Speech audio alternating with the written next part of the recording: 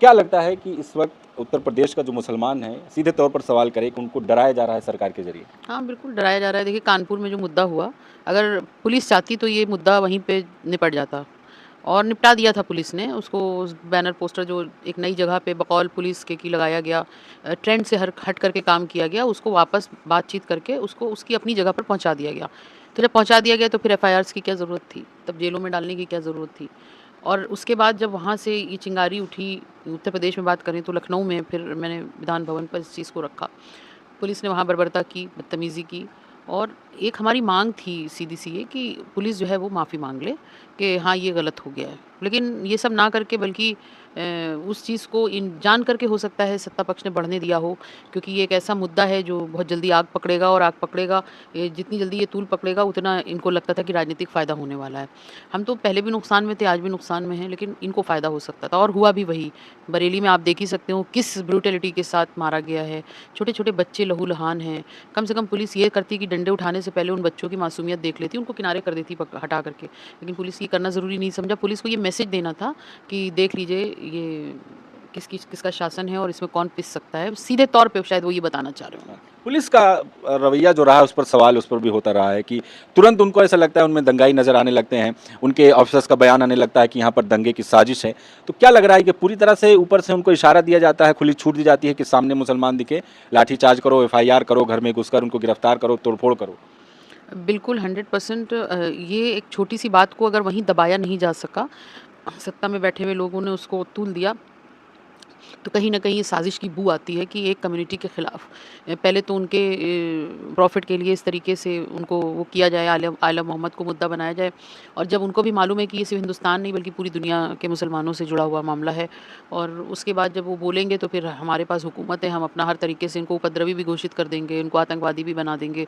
ये भी बता देंगे कि भीड़ से पत्थर आ रहे थे इसलिए पुलिस ने उस पर ये किया। हाँ, पत्थरबाजी का भी बताया बरेली जी, में जी, इन्होंने। मुझे मालूम है वो क्या-क्या कह सकते हैं, क्या-क्या कर सकते हैं और कर भी चुके हैं इससे पहले भी।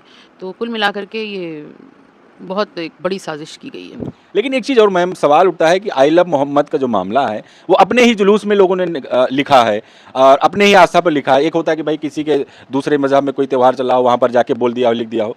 तो इसमें भी क्यों दिक्कत आने लगी है? किस हद तक अब राजनीति हावी हो गई है कि उसका इस्तेमाल किया जा रहा है कि अपने मज़हब का भी वो लोग सम्मान नहीं कर सकते, मान नहीं सकते खुले तौर पर? यही इसी का तो सबसे बड़ा वो है कि देश की दूसरी सबसे बड़ी आबादी को दबाना, कुचलना और जो कि पूरी तरीके से गैर संवैधानिक है और इस तरीके से संविधान की धज्जियाँ उड़ाना ये भारतीय जनता पार्टी से बेहतर कोई नहीं जानता होगा।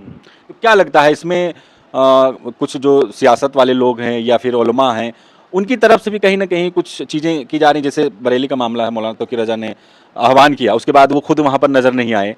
तो इसमें भी लोगों को समझने की ज़रूरत है कि वो कहीं इस्तेमाल तो नहीं है रहे किसी के हाथ से? हाँ, बिल्कुल कभी-कभी ऐसा हो जाता है कि कोई कॉल हो और उस कॉल के बाद वहाँ पर वो ना हो। हालाँकि वो खुद उम्र-दराज़ हैं और एक बड़ी कम्युनिटी को लीड भी करते हैं, उनके काफ़ी फॉलोअर्स हैं वहाँ पर, एक नुमाइंदगी करते हैं वो। और मैंने उनका बयान तो नहीं सुना है, लेकिन मुझे कहीं न कहीं ये लगता है कि हो सकता है उन्होंने इस बात का मशवरा दिया हो कि जुमे की नमाज़ के बाद आप लोग जो हैं वो हाथों में वो लेके प्रोटेस्ट, आप लोग भी उस प्रोटेस्ट में शामिल हो जाइए कि हमें ये चीज़ अच्छी नहीं लगी। कब वो विकराल रूप ले लिया उस प्रोटेस्ट ने, कब वहाँ पे उपद्रव हो गया, ये सब कुछ सुनियोजित नहीं था, लेकिन वहाँ पर ऐसा हो इसका जो है वो प्लान पहले से था, मुझे ऐसे लगता है। लेकिन अब जिस तरीके से चूँकि सूबे की मुखिया हैं, यहाँ पर रहने वाले हर एक इंसान के वो मुख्यमंत्री हैं। लेकिन जिस तरह से उनकी जो भाषा थी, उसमें कहा गया कि डेंटिंग पेंटिंग उनकी ठीक कर दी जाएगी, बरेली के मौलाना तमाम इस तरह की भाषा का इस्तेमाल किया गया। किस तरह से देख रहे हैं एक मैंने मुख्यमंत्री की? मैंने सुबह से मैं कई चैनल्स पे बोल चुकी हूँ कि ये एक मुख्यमंत्री की भाषा तो नहीं हो सकती। अगर वो ये भाषा इस्तेमाल कर रहे हैं कि वो मौलाना को ठीक कर देंगे, तो इसका मतलब ये कि आप पूरी कम्युनिटी को चैलेंज कर रहे हैं। तो ये एक मुख्यमंत्री की भाषा नहीं हो सकती है। आप सूबे के मुख्यमंत्री हैं, तो आप हर जाति, धर्म, वर्ग के आप मुख्यमंत्री हैं और सबकी ज़िम्मेदारी आपके ऊपर है। हाँ, ठीक है, आपको कहीं पर लगता है कि कोई गुनहगार है, कोई दोषी है, आप उसके खिलाफ विधिक कार्रवाई करिए। जो भी सिस्टम बनता हो, वो कराइए, चाहे वो कोई भी हो। लेकिन इस तरीके की भाषा इस्तेमाल करना इसका मतलब सीधे-सीधे ये है कि जो साज़िश रच रहे थे, कहीं न कहीं आपको उसमें कामयाबी मिल गई है। क्या लग रहा है यूपी में मुसलमानों को इसी तरह जैसे बयान है, तमाम और भी नेता लगातार बयान देते आए हैं और विवादित बयान देते आए हैं, तो ख़ास तौर पर एक ये समझा जाए कि उनको डराने की, धमकाने की, खामोश करने की कोशिश की जा रही है, ख़ास तौर पर उत्तर प्रदेश के मुसलमानों को? खामोश क्या करेंगे, खामोश तो है ही कौम, अब और इससे ज़्यादा क्या खामोश होगी। लेकिन कुछ मुद्दे हैं जिन पर नहीं खामोश रह सकते, मजबूरी है। वरना आप देख लीजिए कि जिस तरीके से एक स्पेसिफिक का जो धर्म के लोग हैं उनके साथ जो भी रवैया रहता हो, रवैया तो छोड़िए, जो मुख्यमंत्री की भाषा रहती हो, प्रधानमंत्री की भाषा रहती हो, कपड़ों से पहचाने जाएँगे लोग। वो कहते हैं अब्बा जान, चचा जान, भाई जान, राशन बँटने वाले मैटर पे। तो कहीं न कहीं ये सारी चीज़ें एक कम्युनिटी को दबाने कुचलने का काम किया जा रहा है, जो ऑलरेडी पहले से सच्चर कमेटी की रिपोर्ट जो है तो वो दबी कुचली है। उसमें कुछ ऐसा है भी नहीं कि जिसको आप, लेकिन ये समझना पड़ेगा पूरे देश को कि कुछ मुद्दे आज भी ऐसे हैं जिन पर ये कौम जाग भी सकती है। और जागने का मतलब ये कतई नहीं होगा आप उसको उपद्रव से जोड़ दें। जागने का मतलब ये है वो बेदारी कि भाई हम ठीक है, आप हमें नौकरी मत दो, हमें मेन स्ट्रीम से बिल्कुल लगभग काटने पे तुले हुए हो। लेकिन हाँ, कुछ चीज़ें ऐसी हैं और हिंदुस्तान तो धर्म प्रधान देश रहा है, संस्कृति प्रधान देश रहा है। वहाँ पर अगर आप कोई भी कम्युनिटी के लोगों को अगर उसकी धर्म से छेड़छाड़ करेंगे तो उफ़ तो निकलेगी, और वो उफ़ निकलती है तो लेकिन क्या लग रहा है ये किस तरह से ट्रेंड सेट किया गया? अगर पिछले कुछ चीज़ों को लेकर हम बातचीत करें, खिलजी, फिर मुगल बाबर, औरंगज़ेब, अभी तक यहाँ मुसलमान के नाम पर उछाला जा रहा था। लेकिन अब ये बात जो मुसलमान के जो सबसे करीबी उसमें कह लीजिए जो एक ईमान है, हुज़ूर पाक तक पहुँच गए। तो क्या लग रहा है ये ट्रेंड सेट किया जा रहा है, अब ये कहाँ तक जाएँगे, कहाँ पर रुकेंगे ये लोग फिर? देखिए ये तो पहले से मालूम था कि ये धीरे-धीरे इनका जो सुनियोजित तरीके से ये चीज़ें चला रहे हैं, और इन्होंने पूरा एक मुझे लगता है सिलेबस तैयार करके रखा हुआ है कि कब हमें कौन-सा चाल चलनी है। और बाबर के बारे में भी आधे लोग समझ जाएँगे, आधे कहेंगे अरे क्या करना। औरंगज़ेब रहमतुल्लाह अलैह के लिए भी लोग एक वक़्त सुन लेंगे, किसी के बारे में भी सुन लेंगे, लेकिन अल्लाह के नबी के बारे में तो नहीं सुन सकते।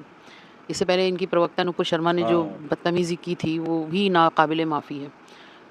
तो ये बात समझनी होगी। और आज जब इन्होंने, क्योंकि अब इनको अपनी ज़मीन खिसकती दिख रही है उत्तर प्रदेश में पूरी तरीके से, पिछड़े दलित अल्पसंख्यक ये एक मजबूत कड़ी बनने जा रही है, 2024 में बन चुकी है कड़ी, जिसने समाजवादी पार्टी को यकीनी तौर पर देश की तीसरी बड़ी पार्टी के उस पे लाकर पायदान पर खड़ा कर दिया। तो कहीं न कहीं ये सब कुछ फैला के भ्रमित करके जनता को, लोगों को ये बताना चाह रहे हैं कि ये लोग उपद्रवी हैं, ये पत्थर फेंकने वाले लोग हैं, ये ऐसे चलाने वाले लोग हैं, जो कि देश की सौहार्द के लिए सबसे ज़्यादा ज़हर इन्हीं लोगों ने बोने का काम किया तो है। क्या लग रहा है कि ये 27 की तैयारी भी चल रही है कह सकते हैं एक तरफ से? अभी पिछले दिनों ये जो इंसिडेंट हुआ इसी मतलब कल से पहले हमने 2 वीडियोज़ देखी थी, तो उसमें शायद 2 जगह ऐसे हैं जहाँ पे विधायक को गाड़ी समेत दौड़ा लिया गया, बीजेपी के। उस वक़्त में इनको ये लग रहा है कि अब ऐसा ना हो कि यही ट्रेंड चल जाए कि जगह-जगह पे विधायक पिटे हमारे और 2027 की ज़मीन खिसक जाए। उसी को लेकर के इन्होंने ये एक नया पासा चला है कि इसमें लोगों के बीच जो है वो अब विकास के मुद्दे, उनके बीच शिक्षा व्यवस्था के मुद्दे, उनके बीच बेरोज़गारी के मुद्दे, उनके बीच महँगाई के मुद्दे, सबको किनारे करके और धर्म फेंक दो। फिर लोग उसी में अपना लड़ते-भिड़ते रहें और इनका उल्लू सीधा होता रहे।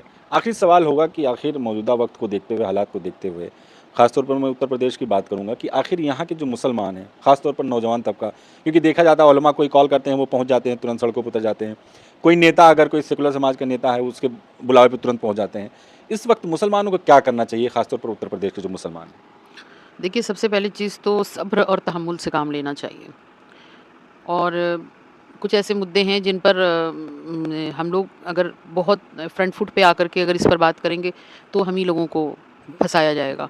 तो मुझे ये लगता है कि जैसे आइला मोहम्मद वाला मामला चल रहा है, इस पर जो शहर के बड़े लोग हैं, ज़िम्मेदार लोग हैं, 2, 4, 10 जो भी हैं, वो अपनी एक कमेटी बना के और एक एहतजाजनामा जी। मेमोरेंडम जो है वो एसपी, ज़िले के एसपी और डीएम को दिए जाएँ। ये पूरे देश में ये काम हो सकता है, सिर्फ़ उत्तर प्रदेश नहीं। जी। उसमें कोई सौहार्द बिगड़ने की बात नहीं है, कुछ नहीं है, और एक मैसेज जाएगा कि भाई हम लोगों को ये चीज़ अच्छी नहीं लगी है। क्योंकि आप जैसे ही सड़क पर उतरेंगे, भले कितना जी, शांतिपूर्ण हो, बिल्कुल। हम तो महिलाएँ गए थे, हमारी तो बहुत सारी रोक दी थी इन्होंने, उसमें आदमियों का कोई काम वैसे नहीं था, सिर्फ़ महिलाएँ थी, महिलाएँ क्या उपद्रव करती, बाद में तो बहुत कम बची थी, लेकिन उसके साथ भी पुलिस ने बहुत धक्का-मुक्की, गाड़ी में भरना, रवैया किया। तो आप ये समझ सकते हैं कि पुलिस किस एक्शन की तैयारी में है और उसको क्या निर्देश मिल चुके हैं। हुँ। तो कुल मिलाकर के ज़ाहिर-सी बात है, अगर हम एक कम्युनिटी के लिए आगे बात करते हैं और मेरे साथ कुछ गलत होता है, तो 4 लोग हमारे भी हैं खड़े होने वाले, बोलने वाले कि भाई ये रवैया क्यों किया गया। वही चीज़ वो करना चाह रहे हैं, इस पूरी कम्युनिटी को एक बार फिर से जगा दो, उसी मौके का फ़ायदा वो उठा रहे मौके हैं का लगातार। फ़ायदा उठा दो और इनको बदनाम कर दो, और जो वोट पोलराइज़ेशन है वो कर सकें हम।